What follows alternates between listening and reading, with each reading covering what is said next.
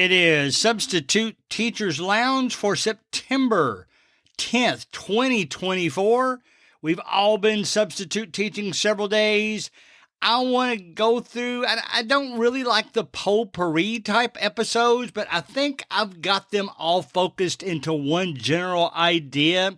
We're going to follow up a little bit on SubAlert. Won't spend much time on it, just a few minutes, but when it comes right down to it, the things we're going to talk about today is maybe it's time for substitute teachers to ease up on their principals. And I don't mean the person in charge of the building. Substitute Teachers Lounge.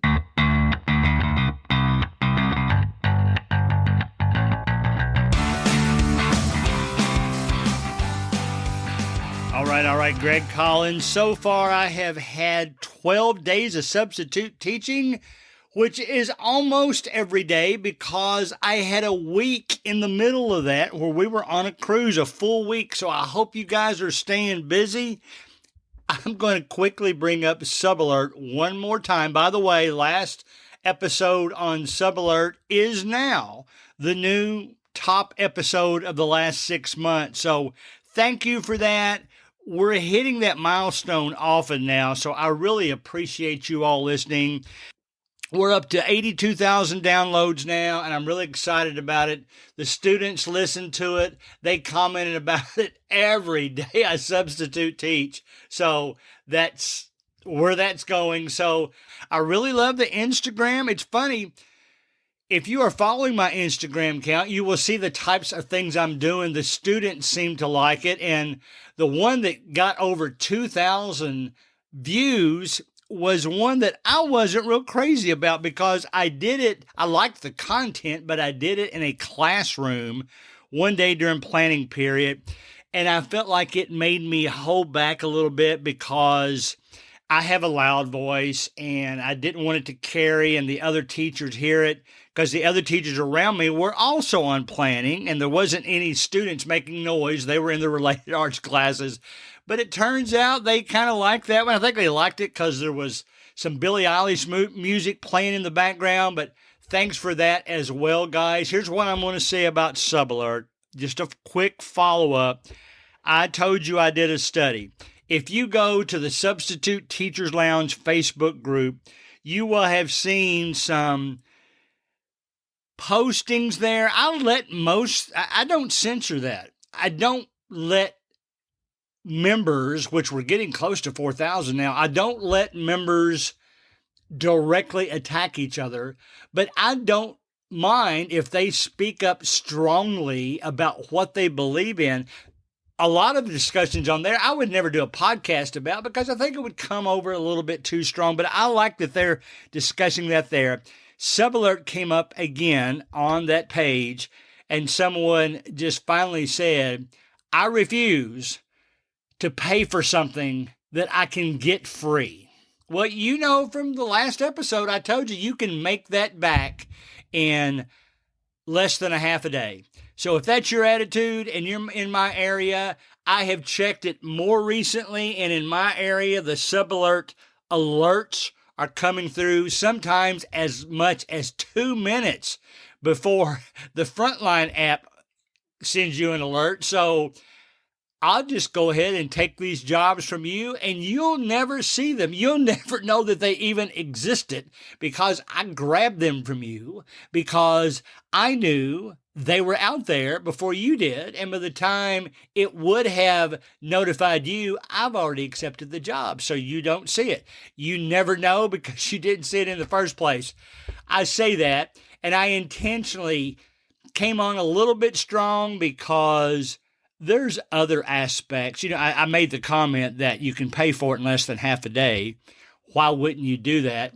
But yet, let me give you a comparison. I do silly decisions financially like that too.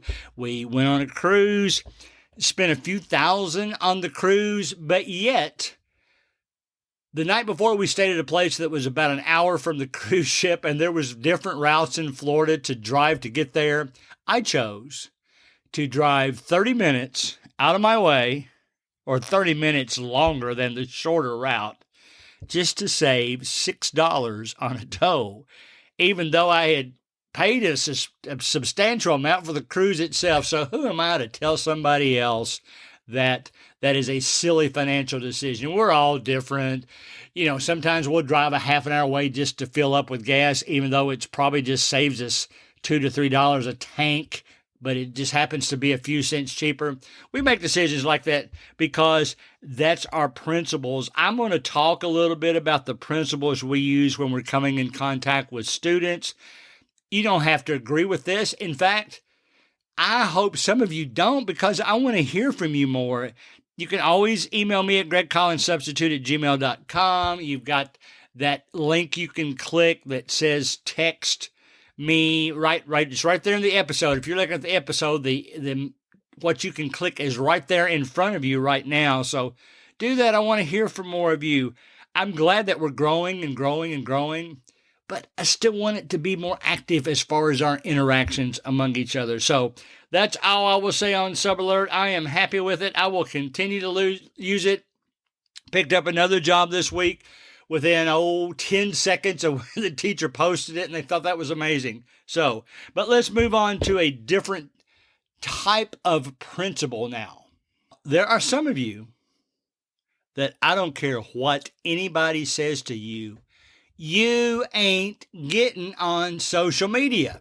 I poke fun at our preacher sometimes because he refuses to get on Facebook. He knows he's got a lot of people around him that can do that for him. And I said, Mike, your Facebook presence could, in fact, increase the evangelism in our area, but it's just a principle he set up for himself, and that's okay. Some of you, probably most of you, are my age, but yet here I am promoting it. You need to reevaluate your principle about social media if your attitude is, I'm not getting on that, I don't want to get on that, I've done fine teaching over the years, there's no reason to. Well, here's why I like it. I've gotten to the point now, you know my pattern. Every other week I do a podcast episode, and then the off weeks between those, I'm doing an Instagram reel, and it's intended to be comical and in most cases make fun of myself. And I never go to a class anymore where I don't run into students that say, hey, Mr. Collins, how come you keep popping up on my Instagram account? And I've gotten more and more followers. I told you about the one that I had over 2,000 views in no time, and that's exciting to me. If nothing else, it's sort of like an icebreaker because I don't have to say, all right, when I call your name for the roster, answer with your favorite food. I don't have to say that because we're already interacting in a jovial way. They think it's cool that they've got a substitute teacher. Most of them don't know I'm 66, but some of them do. They think it's cool that they've got a substitute teacher. They call it raps. I don't know. It's not really hardcore raps, but that puts raps on Instagram and they get to see them. And some, when they find that out, I see them look it up and I see them start laughing. And that's special to me because I do silly stuff. Not all of you have the personality to do that, and I understand, but if your principle is hardcore that I am not going to get on social media, okay, I don't get on it to contact students, obviously. That would be, in my opinion, a no-no. I would never seek out a student and contact them to be a friend of mine. Now, generally speaking, if they contact me and they're either 18 or older, or I see that other teachers have become their Facebook friend, or maybe it's something to do, if I'm involved with the volleyball program, it's something to do to keep each other informed. But if your principle is to not get on social media, at least make some thoughts, look at it. Do an informational Instagram if you don't want to do something silly like me. I would encourage you, though, to look at mine, see the kind of things I'm doing, and that's what I'm getting comments about. So reevaluate the principle you have established for yourself as far as social media goes. This next one hits to the heart a little bit because let's be careful. And it's not really a principle. It's just something that's stuck in our head. Keep in mind again, when I went to school in the 70s, my hair was almost down to my shoulders because at that time, all of the boys, students, wanted to look like the Beatles. And that was when in the 70s they had broken up, but the look was still there. The guys wanted the long hair. The hippie movement was then. You may think today that you're so repulsed, if you're old enough, you're so repulsed by that time that any guy who walks in with long hair, or let me say it this way, any student who walks in whose appearance is not quite what your principal says they should look like. They sounded like I meant the person running the school. The principal that you've established for yourself, it's not what you think they should look like. Please be careful. Do not teach them in a different way. Do not presuppose that because they look different than what your principal says they should look like, don't teach them differently. Be as friendly to them, joke around with them. Now, that's not to say that if you've got students in your room that are just crystal students who will do anything you say and always help out, usually from a volunteer basis, they don't even have to ask. It's natural for you to consider them your quote, since we're not allowed to say this, favorite unquote students, then that's okay. But don't judge students by the way they come in just because your principle of how they should look is not, they just don't appear the way you want them to appear. I had a substitute job a while back that I asked a student, because I was in a co-teacher role and I followed some students around pretty much all day long. And I asked one of them at the end of the day, how come you think the students in this class behaves differently than when they were, maybe let's just use this as an example, fifth period, than they did when they were in first period? And he told me something that really caught me by surprise. He said, I think we just have more dumb students in that class. And I said, what? And he said, well, at least that's what I heard one of the teachers say. So be careful. That teacher didn't really mean it like that. He meant it maybe because he was referring to students that maybe didn't concentrate or try hard enough or always wanted to get the attention of the other students in the room. Be careful. I would almost call this a subconscious principle, where you got it stuck in your head, again, that students should look a certain way, and if they don't, you don't give them as much time as you would the other. I hope you're not like that. But if you are, reevaluate that principle that says, because of a student's appearance or their behavior in the room, I'm going to treat them differently than everybody else. I think you'll do yourself a favor. You'll do this student a favor. Who knows, the fact that you just give them maybe extra time than they're used to getting from other teachers, maybe that's enough to turn them into a student that's going to participate and be active through the whole class. So take a look at your principal in that regard too. All right, I am going to close with a rather silly idea. You have your principle on how you like to do icebreakers.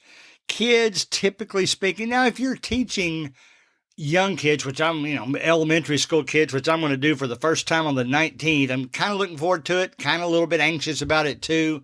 But I've noticed when I'm in especially middle school, but in high school too, the weirder ways you can do an icebreaker to get to know each other. They hate to say, what's your favorite farm animal, things like that. Well, I don't need an icebreaker really with specific name by name reminders. I've recently bought some reading glasses. They're called Highlight hard case folding reading glasses, and the kids are always amazed when I use them because the case is about as long as two sections of your finger and is maybe about as wide as two fingers. If you can picture that in your head, but yet when I make sure I open it in front of them so they see it and everybody is staring at it. I flip the lid, I pull out the glasses. They are folded to a very compact size. I unfold them. The part that goes above my ears are telescopic. I pull those out, put it on my head, and some of them will say, well, that was just so cool. Where'd you get those? I kind of use that as an icebreaker. It opens up a jovial conversation that they would not have otherwise had. It is a way for them to socialize with me for no apparent reason. And all of a sudden, we've opened up the corresponding communication channels so that we can talk to each other. Now, I know that sounds silly, but my point is not to go out and buy those reading glasses unless you need reading glasses. I like them, but make your icebreakers or make your ways to meet the class as unique as possible. Don't let your principal just say, all right, I'm going to type in school icebreakers. Okay, have them answer as a farm animal, have them answer with their favorite musical instrument. They don't really like those. Try to come up with some unique ideas of your own. So that's it for today. Reevaluate all of the principles you use when you're substitute teaching and just see if there's ways that you may be able to tweak them to make you even more effective and get the students to pay even more attention to you. As we close, always remember that you can email your questions to gregcollinssubstitute@gmail.com. Please join our Facebook group, Substitute Teachers Lounge, where we'll share ideas and thoughts about each week's show. See you next week.